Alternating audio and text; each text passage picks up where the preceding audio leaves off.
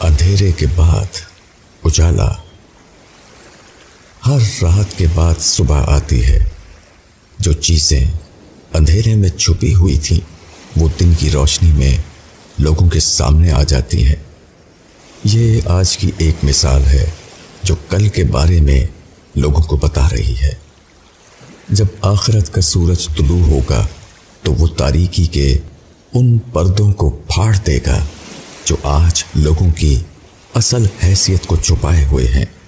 اس وقت ہر آدمی اپنی اصل صورت میں دکھائی دینے لگے گا۔ اس وقت صاف نظر آئے گا کہ کون شخص اندر سے جانور تھا اور بظاہر انسانی صورت میں چل رہا تھا، کون شخص ناحق پر تھا اگرچہ وہ بہت خوبصورت الفاظ بول کر اپنے آپ کو حق پرست ثابت کیے ہوئے تھا، کون شخص اللہ کے سوا دوسروں کی پرستش میں مبتلا تھا اگرچہ زبان سے وہ اللہ کا نام لیتے ہوئے نہیں تھکتا تھا۔ اس کے بعد کچھ اور اشخاص ہوں گے جن کی حقیقت آخرت کے دن کھل کر سامنے آئے گی۔ لوگ دیکھیں گے کہ ایک شخص جس کو انہوں نے اس کے معمولی حالات کی بنا پر غیر اہم سمجھ لیا تھا، وہ اپنے اندر اہمیت کا پہاڑ لیے ہوئے تھا۔ ایک شخص جس کو دنیا کی پر رونق مجلسوں میں عزت کی جگہ نہیں ملتی تھی، وہ فرشتوں کی زیادہ باعزت مجالس میں اپنے صبح و شام گزر رہا تھا۔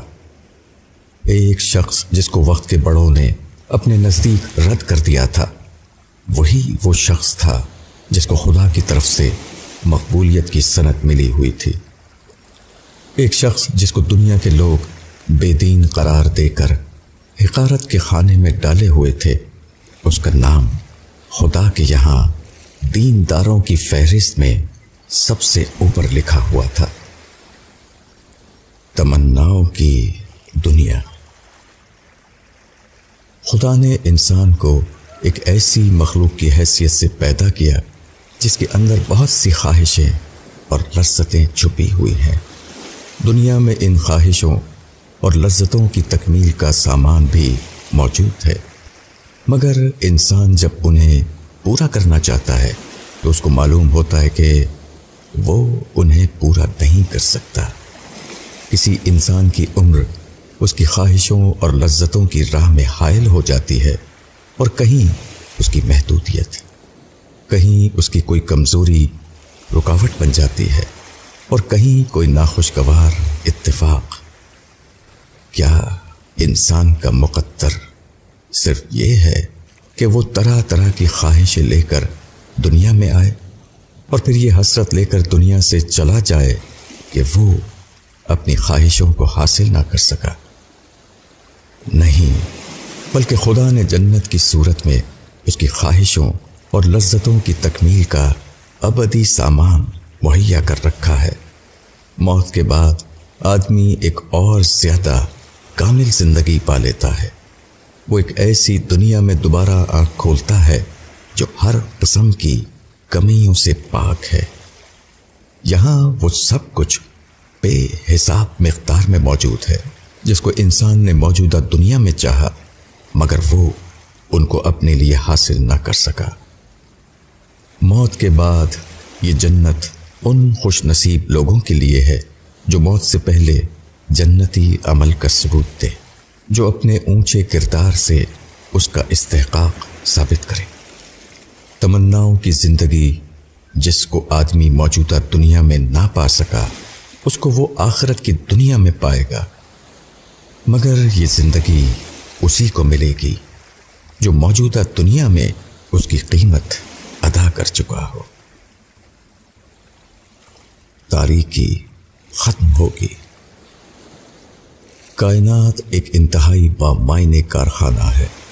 کائنات کسی ایسی چیز کو قبول نہیں کرتی جو اس کے مزاج کے خلاف ہو، جو اس کی تخلیقی اسکیم کے مطابق نہ ہو، مگر کائنات کے سب سے زیادہ سرسبز اور قیمتی حصے پر انسان ظلم و فساد جاری کیے ہوئے ہے۔ حق کے نام پر حق کو قتل کیا جا رہا ہے، اور کائنات اپنی تمام معنویت کے باوجود خاموش کھڑی ہوئی ہے۔ وہ اس زمین پر سب کچھ ہوتے ہوئے دیکھتی ہے مگر اس کے بارے میں اپنا کوئی بیان نہیں دیتی۔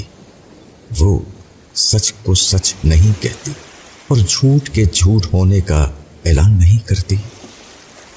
کیا کائنات کے اندر تضاد ہے؟ کیا یہ ایک گونگی کائنات ہے؟ جس کائنات کے پاس سریلے نغمے بکھیرنے والی چڑیاں ہوں، کیا اس کے پاس حق کا اعلان کرنے والی زبان نہیں؟ جواب یہ ہے کہ یقیناً ہے، مگر خدا نے اس کو قیامت تک خاموش رہنے کا حکم دے رکھا ہے۔ جیسے ہی سور پھونکا جائے گا، تمام زبانوں کی مہریں ٹوٹ جائیں گی۔ اس وقت ساری کائنات ایک عظیم ریکارڈ بن جائے گی اور پھر خدا کے گواہ کی حیثیت سے وہ سب کچھ بتائے گی جو حق اور عدل کے مطابق اسے بتانا چاہیے۔ اس وقت لوگوں کو معلوم ہوگا کہ جس کائنات کے پاس رات کو دن بنانے والا سورج موجود تھا، اس کے پاس یہ بھی انتظام تھا کہ تاریکی میں چھپے ہوئے اعمال کو اجالے میں لا سکے۔ اس دن خدا کے سرکش بندے اپنی سرکشی کی ابدی سزا بھگتنے کے لیے جہنم کی آگ میں ڈال دیے جائیں گے، اور خدا کے نیک بندے خدا کی رحمتوں کے سائے میں جنت میں داخل کیے جائیں گے، جہاں وہ عزت اور آرام کی ابدی زندگی کا لطف اٹھاتے رہیں گے۔